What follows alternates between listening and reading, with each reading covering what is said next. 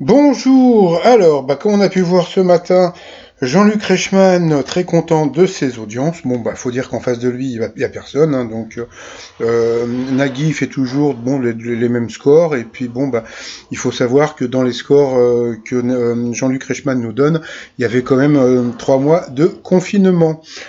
Sinon, j'ai raté le début. Alors je sais pas pourquoi j'ai raté le début, puisque pourtant j'étais à l'heure, mais je sais pas, sur mytf1.fr, ils ont passé de la pub, et puis quand je suis arrivé, il y avait déjà John. Donc alors, j'imagine que le maître de midi a encore fait son petit signe à la passe-partout. Au coup d'envoi, je sais pas, j'ai pas vu la question. Donc, comme je vous dis, je suis tombé directement sur John, et pourtant, je suis arrivé, il était genre -10 et j'ai attendu. Il y avait de la pub, de la pub, de la pub. Donc, voilà, donc j'ai raté le début. Alors, John était là avec sa copine Mathilde. Bonjour mademoiselle. Alors, à quel loisir, maison et création, ça donne 31% des Français qui pratiquent le do it yourself, donc c'était la broderie. Après, vous aviez la Julie qui était venue avec Morgane et Thomas. Bonjour monsieur, dame. Profitant de sa ressemblance avec Robert Downey Jr., qui a révélé après avoir fait José Garcia aux États-Unis. Donc c'était de dîner gratuitement au resto. Bon, je pense que c'est une petite légende, mais why not.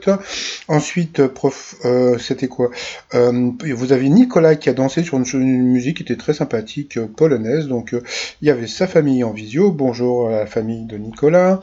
Quelle chanteuse revient en musique avec une bière et un croissant? Donc c'était Rose. Le maître de midi a dansé, donc constatation, le ridicule ne tue pas. Quel roi de France offrit le palais de l'Élysée à la marquise de Pompadour en 1752? Donc c'était Louis XV. Quelle est la particularité des trains de Grand Central Terminal, la principale gare ferroviaire de New York? Eh bien, ils partent tous en retard d'1 minute. Sur cette question, il est passé au rouge. Qui dit rouge dit duel. Il a pris Nicolas en duel, qui a eu une question qui était très simple. Quel animal sont la scie, la Ika et Rentemplant? Donc bien sûr c'était des toutous. Donc ensuite Nicolas, Eric et Julie sont retrouvés au coup par coup.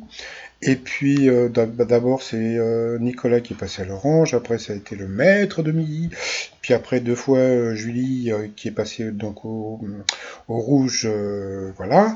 Qui dit rouge dit duel, elle a pris Nicolas en duel, qui a une question qui n'était pas évidente. Qui a reçu le prix Lénine pour la paix, récompensant depuis 1949 les personnalités œuvrant à la consolidation de la paix entre les peuples?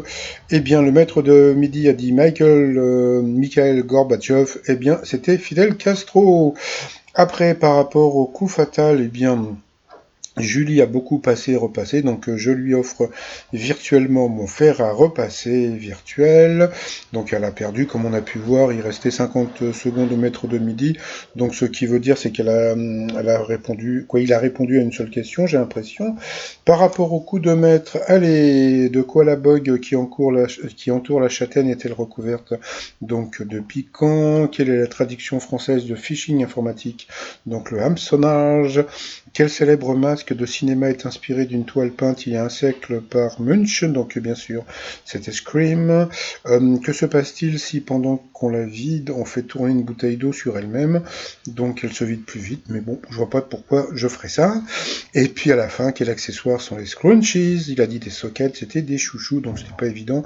Donc voilà, j'ai remarqué en ce moment dans les coups de maître, alors autant hier pour qu'ils puissent monter à 900 000, les questions étaient faciles, mais j'ai remarqué que depuis la reprise, les questions étaient un petit peu plus dures dans les coups de maître, hein, pas dans les duels, mais bon, passons. Donc par rapport à l'étoile mystérieuse, alors qu'est-ce que vous avez dit hier? J'avais dit qu'il allait dire David Douillet, alors et qu'est-ce qu'il va dire demain? Eh ben demain il va dire 1, 2, 3, yippa! Eh ben il va dire Cyril Ferraud, 1, 2, 3, copieur, pour celles et ceux qui ont déjà vu les émissions de Cyril Ferraud. Et puis sinon, je ne sais pas si vous connaissez ce monsieur. Regardez-le bien. Non, ça vous dit rien. Bon, c'est normal. c'est le maire de Mélac.